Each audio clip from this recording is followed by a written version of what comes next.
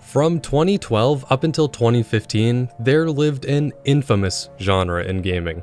A genre that was mercilessly exploited beyond measure, spawning dozens of titles that aimed to capitalize on this wildly popular and ever-expanding infatuation.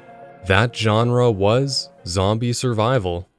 Out of the hundreds of games that tried to emulate this formula, only a handful of them ever really had the staying power required to capture an audience and solidify their own niche.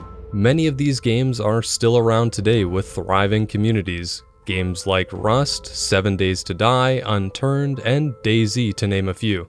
But regardless of the incredible oversaturation of this genre, smaller developers would still attempt to capitalize on the financial success seen in other titles by making knockoffs or basic low-effort games.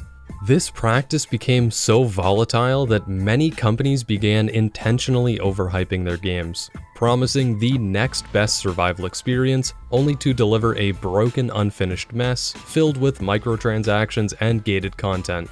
This is what would define the genre for the longest time, with games like The War Z, now Infestation Survival Stories, and Nether being the worst offenders.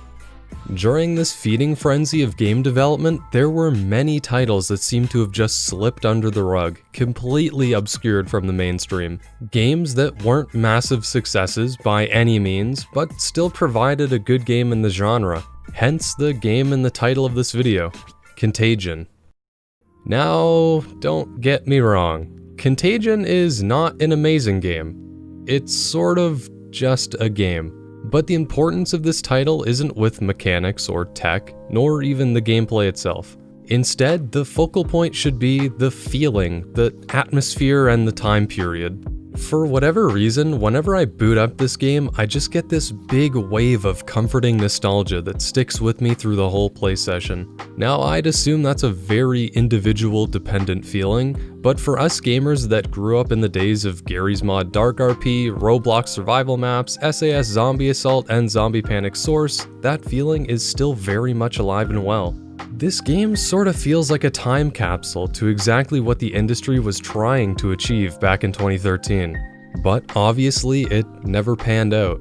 At peak, Contagion only ever saw a total of 7,498 players playing at the same time, and over the next 5 months, those numbers would drop all the way down to 600.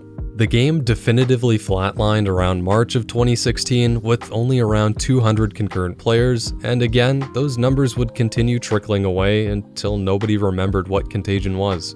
In current day, you'll only catch around 40 to 50 people playing this game at any given time, and I suspect they're much like me, trying to revisit games they remembered fondly many years later. So, other than another zombie survival game, what is Contagion? Well, nowadays it's kinda hard to tell. But in its heyday, Contagion was made to be a cooperative first-person shooter, where if you die, you become a zombie and try to kill the remaining survivors. Throughout a handful of different game modes, the survivors can do a few different things, from completing objectives in order to escape a map, to rescuing NPCs trapped in certain locations, or facing wave after wave of zombies whilst you try your best to maintain a defensive perimeter. And there's even a straight PvP mode for those only interested in Contagion's more methodical gunplay elements.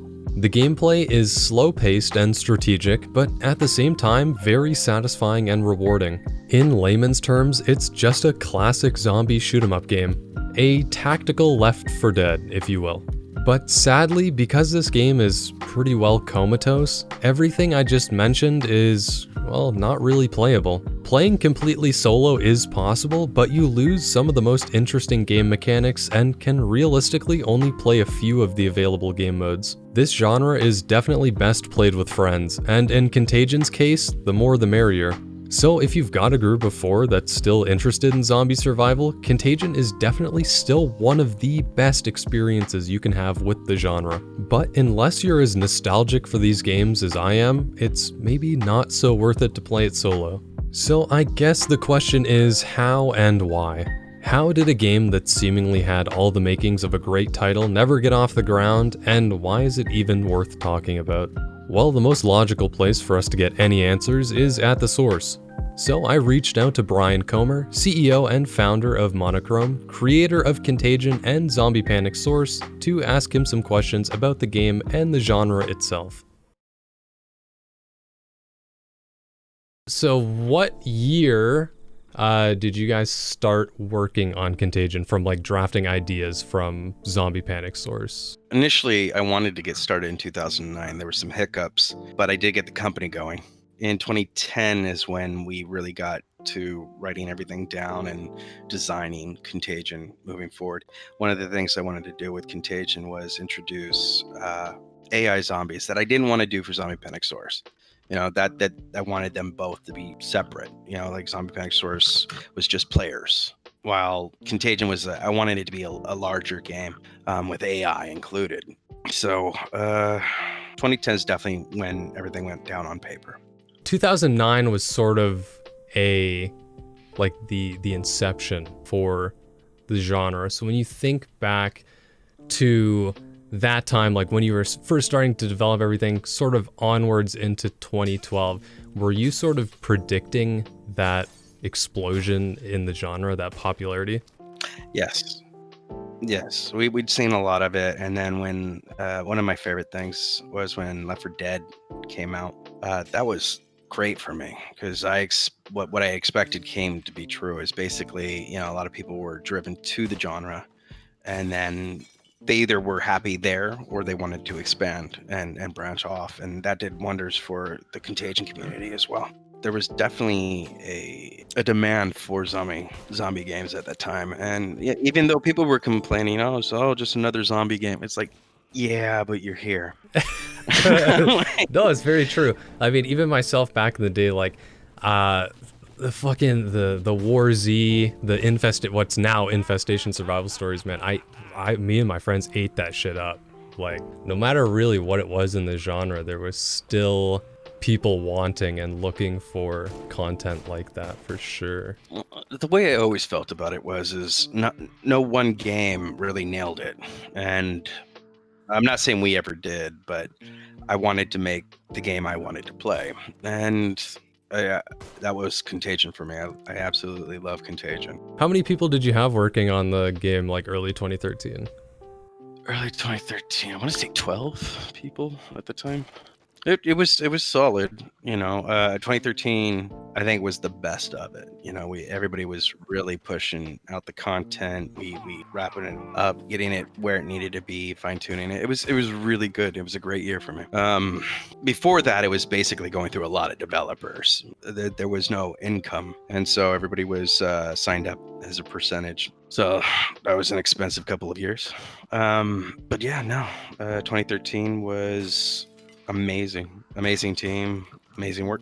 Well, before you guys started the Kickstarter, and you were giving out keys to people, I think you gave out like maybe 100, something like that, for just random people beta testing. I don't know how you guys selected that, but anyways, what was the feedback you guys were getting from preliminary testers?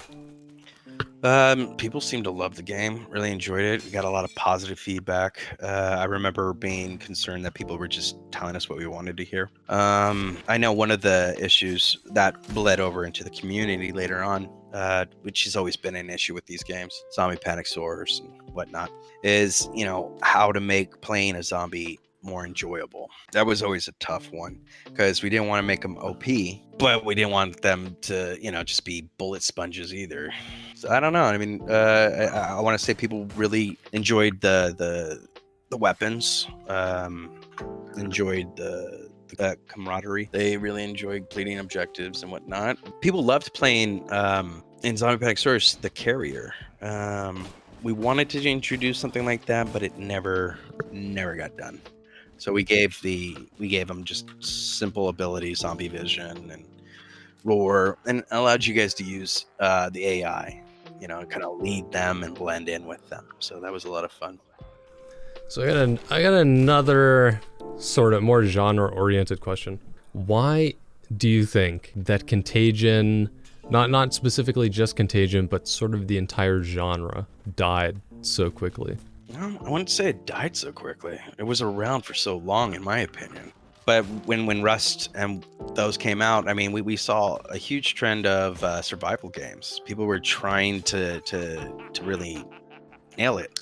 But I mean, there was just a lot of games like that, and we all got hooked. We wanted to start off with nothing and build something. You know, progress. I think that's what it really is progression in games became more and more important. Yeah, that sense of accomplishing more and then gaining from it. I think that's really what it was. Is just people we have more genres, we have more themes to play with, and it's hard to limit it to just zombies anymore. In conclusion, and to sound as philosophical as I possibly can, time ebbs and flows. That was cringe. Contagion came out at a point in time where zombies were really popular and the survival genre was just beginning to be explored. So many developers thought that combination made perfect sense. And to consumers, well, we loved it and enjoyed a period of time that was saturated to the gills with games like Contagion. Eventually, though, people moved on. Trends changed and things got forgotten. Contagion is lost to time, but not forgotten. The memories made from little passion projects like this won't ever be forgotten. And for many gamers, titles like these are to be remembered as some of the best times with friends. Fuck, call me a sucker for nostalgia, but I love this shit. Contagion is a game. Nothing more, nothing less. And I love it for that exact reason. Anyways, that's all for me. Thanks for watching, and I'll see you in the next one. Bye for now.